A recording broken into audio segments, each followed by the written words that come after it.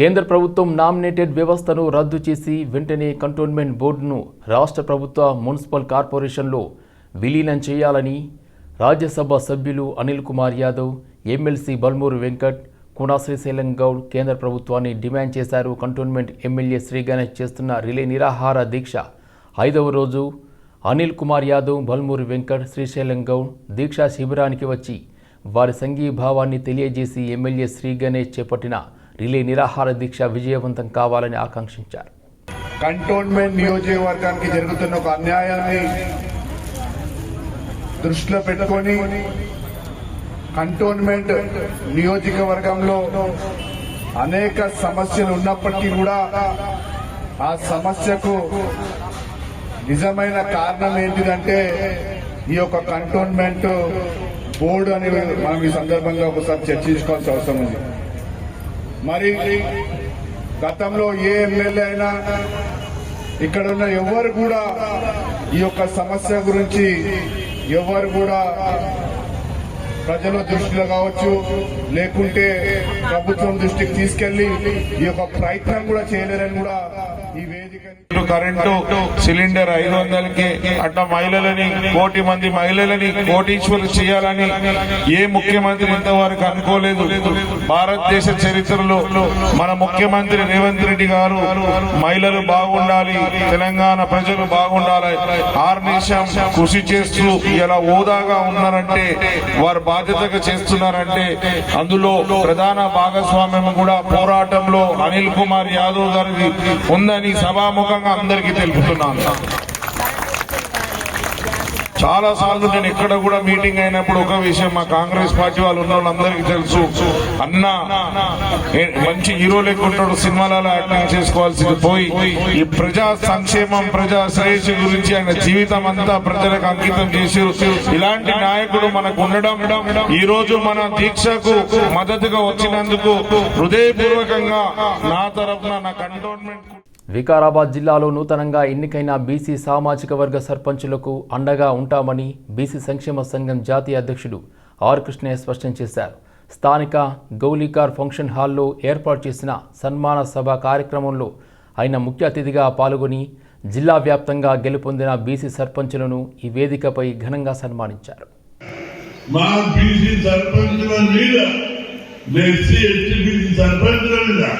ఎవరు దౌర్జన్యం చేసినా పెత్తనం చెలాల్సిన ఎవరిని వదిలిపెట్టదని చెప్పి తెలుస్తున్నా. అదేవిధంగా మన నాలు కూడా సర్పంచులు లేడీస్ కూడా చాలా మంది ఇచ్చారు. నేను వాళ్ళని చూస్తే ఎవరు పేరు మీద ఒక 5 తులాల బంగారం లేదు. ఇప్పుడు లాభం లేదు. బంగారం లేకపోతే కనీసం మీరు సర్పంచ్ అయినాక మారాలి, వేషం మారాలి, భాష మారాలి, చూపులు మారాలి, నడక మారాలి, నడుస్తుంటే నిరంతరం ఆవాలు కొట్టి విచారాలి.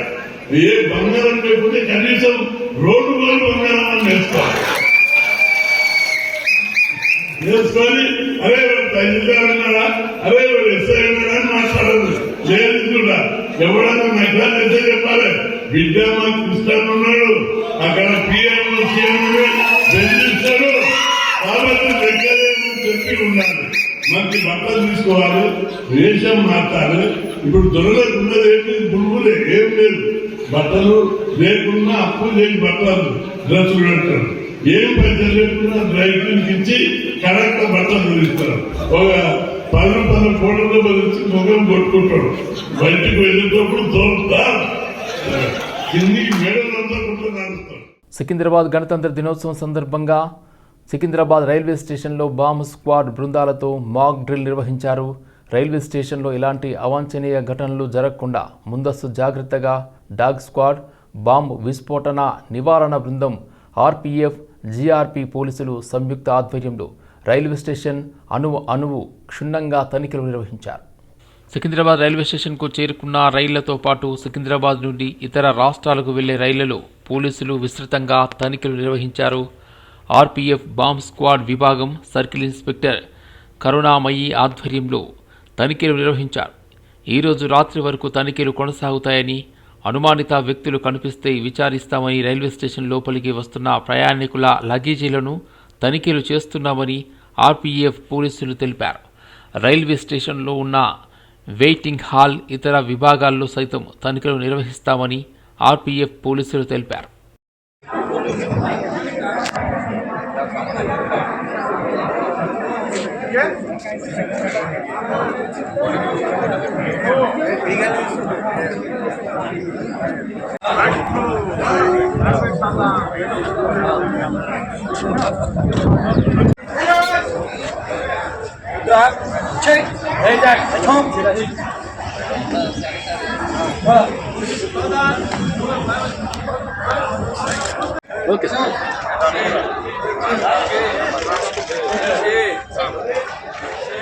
జేకేఏ నేషనల్ కరాటే ఛాంపియన్షిప్లో తెలంగాణ జట్టు విజయకేతను ఎగరవేసింది.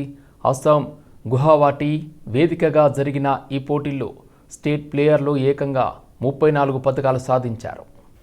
ఇందులో 12 స్వర్ణాలు, 13 రజతాలు, 9 కాంస్యాలు ఉన్నాయి. సీనియర్ ఓపెన్ టీం కరాటేతో పాటు వ్యక్తిగత విభాగాల్లో తొలి 3 స్థానాలను కైవసం చేసుకోవడం విశేషం.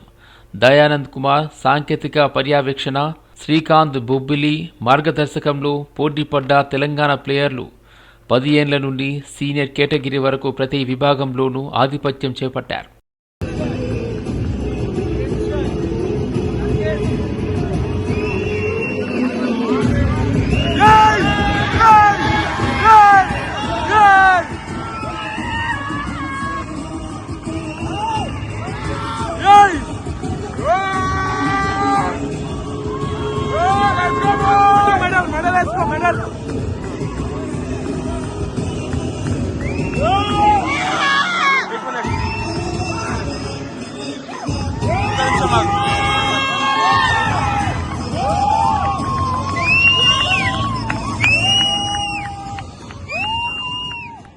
హైదరాబాద్ యూసఫ్గూడలోని సర్కిల్ నెంబర్ 19 చెత్త డంపింగ్ యార్డ్లో విషాద ఘటన చోటు చేసుకుంది. చెత్త తరలించే సమయంలో కాలు జారి హైడ్రాలిక్ మిషన్లో పడిపోవడంతో ఓ కార్మికుడు మృతి చెందాడు. సమాచారం ప్రకారం ఓ ప్రైవేట్ కార్మికుడు చిన్న ఆటోలో చెత్తను తీసుకువచ్చి డంపింగ్ యార్డ్లో హైడ్రాలిక్ మిషన్లోకి మార్చుతున్నాడు. ఈ క్రమంలో చెత్తను మిషన్లోకి లాగుతుండగా అకస్మాత్తుగా కాలు జారి నేరుగా హైడ్రాలిక్ మిషన్లో పడిపోయాడు.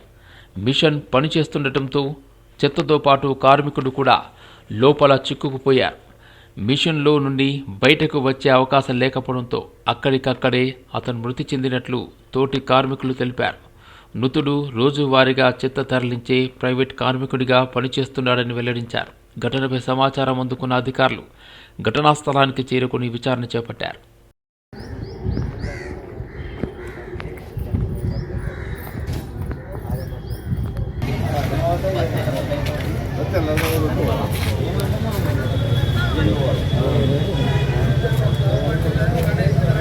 అదే మళ్ళీ పొమ్మని ఫస్ట్ అట్లా ఈరు మంచి పోయి రాపిచ్చి వచ్చి లెటర్ ఇస్తారు.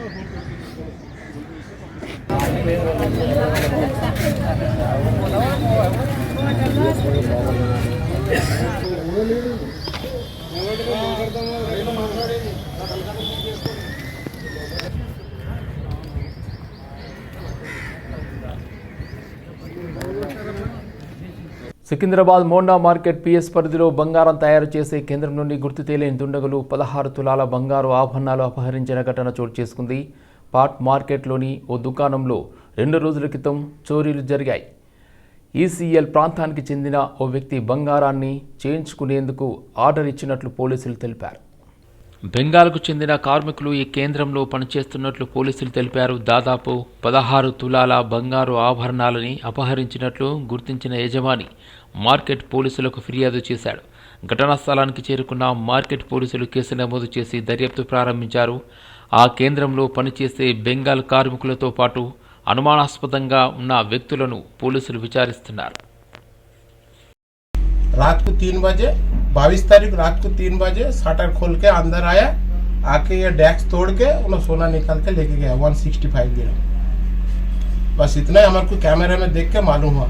सुबह में आके देखो तो ताला तोड़ के उन्होंने अंदर गया से शटर ओपन है। अपन पुलिस को इन्फॉर्मेशन दिए तो आके पूरा इंक्वायरी कर रही है। ये अभी तो पूरा जांच चल रहा है, हम भी कोशिश कर रहे हैं। अगर अपन को किसके ऊपर भी डाउट है तो हम भी उसको अभी बैकग्राउंड में अपना काम कर रहे हैं, बोल कर रहे के हैं। वेरिफिकेशन हम कर भी रहे हैं, पूरा देख रहे हैं हमारे पास कौन कारीगर आया, क्योंकि इससे पहले कौन गया, वो पूरा मालूमात कर रहे हैं अपन। मालूमात होने के बाद ही अपन इन्फॉर्मेशन दे सकते हैं। 20-16 कब? ये 22 तारीख को हुआ। 22 तारीख को। हाँ। आपको कैसा मालूम हो गया? सुबह जब मैं हम लोग दुकान खोलते हैं ना, रात को 11 बजे बंद करके जाते हैं यहाँ से, और शाम सुबह 10 बजे आके दुकान खोलते। सुबह 10 बजे आके खोले तो देख रहा हूँ ये शटर पूरा उठा हुआ। अंदर आके देखे तो पूरा वो डेस्क पूरा सोना नहीं है उसमें, पूरा ऐसे तोड़ के लेके भाग गया। 20 तोला। अपन देख के वो पुलिस को बुलाया, पुलिस केस करा, पुलिस वाला आया, छानबीन करके गया। उन्होंने काल भी आया था, पूरा छानबीन करके अभी गया, छानबीन चल रहा है, अभी पुलिस वाला छानबीन चल रहा, देखेंगे उसको। హైదరాబాద్ నాంపల్లిలోని బాబా ఫర్నిచర్ షాప్లో అగ్ని ప్రమాదం చోటు చేసుకుంది. షాప్ నుండి భారీగా పొగలు రావడంతో అప్రమత్తమైన చుట్టుపక్కల షాప్ యజమానులు అగ్నిమాపక శాఖలకు సమాచారం అందించారు. సమాచారం అందుకున్న వెంటనే అగ్నిమాపక సిబ్బంది ఘటనా స్థలానికి చేరుకుని మంటలను అదుపు చేసే ప్రయత్నం చేశారు. అగ్ని ప్రమాదానికి గల కారణాలు ఇంకా తెలియరాలేదు. ఈ ఘటనలో ఆస్తి నష్టం జరిగే అవకాశం ఉన్నట్లు సమాచారం. అగ్నిమాపక సిబ్బంది మంటలను పూర్తిగా అదుపులోకి తీసుకొచ్చిన అనంతరం పూర్తి వివరాలు వెల్లడయ్యే అవకాశం ఉంది.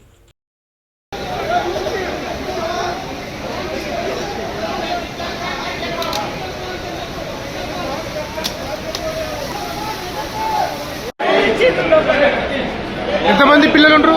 పిల్లలు తల్లి ఏం పని చేస్తారు లోపల?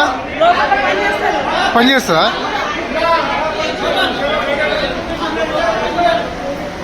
उधर जाओ, वो आगे रखो, नहीं गरम हीट ओवर वो ज़्यादा है। मैं जब से यहाँ लग रहा था मैं छोड़ दे के चले, पूरा फर्नीचर को लाते अब ऊपर इसमें बिल्डिंग के अंदर से अंदर घुसा पब्लिक में रहते हैं। क्या आएगी, वो बच्चे है।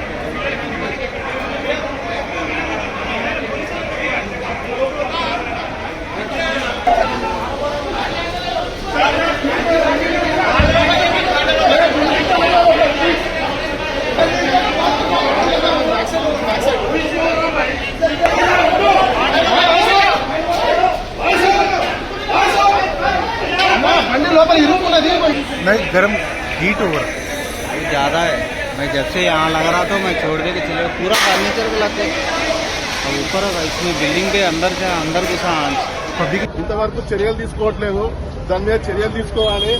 ఇప్పుడు ఇక్కడ నుంచి పోయినట్టే ఫైర్ ఇంజన్ తొందరగా మీకు అగ్ని ఆర్పేస్తుండే, కానీ ఇప్పటి వరకు చాలా పొగ మంచులు వస్తున్నాయంటే ఆ ఫైర్ ఇంజన్ పోలేకపోవడం కారణం ఉంది. ఒకటే ఫైర్ ఇంజన్ అక్కడికి వెళ్ళి పోవాలి, మళ్ళీ అక్కడి నుంచి రిటర్న్ రావాలంటే ఇబ్బంది ఉంది. ఇటకెళ్ళి రేకులు లేకపోయినుంటే ఇప్పుడు ఇంకో ఫైర్ ఇంజన్ ఇటకెళ్ళి ఆపుతుండే. ఈ రేకులు ప్రతి బిల్డింగ్ లకు ఈ సిటీల మొత్తంలో మున్సిపల్ వాళ్ళు కంపల్సరీ పైసలు తీసుకొని ప్రతి బిల్డింగ్ ఇట్లాంటి పర్మిషన్లు ఇస్తున్నారు.